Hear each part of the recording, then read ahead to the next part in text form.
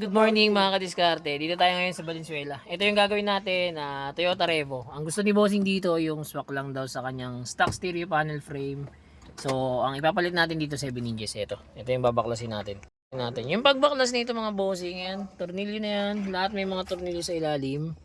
And then, itong nakatago. Ito. Ayan, dyan. Tapos ito, dalawa, kabilaan yan. Then left and right. Yan, okay, tara baklasin na natin siya.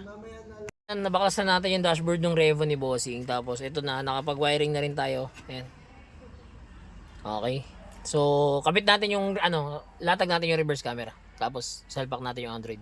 So, ayan mga kadiskarte. Tapos na tayo mag-install yan. 7 inches Android para dun sa Toyota Revo. Kasama pa rin sa package natin yung reverse camera. Ayan. And then, nag-avail sa atin si Bossing nito. Itong front dashcam. Ayan. Ito yung recording ng front dashcam natin. Ayan. Recording yan. Pag i-replay nyo mga Bossing, ito mga kadiskarte, yan. Ito replay na to, yan. Replay na lang po yan. Yan.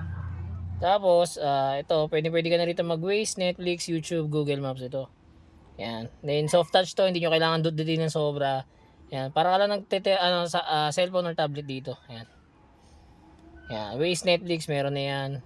Meron na rin tong Apple CarPlay and Android Auto. Sa mga gusto po mag-avail niyan, drop message lang. Don't forget to like and follow na rin. Salamat, ingat, ride safe sa lahat.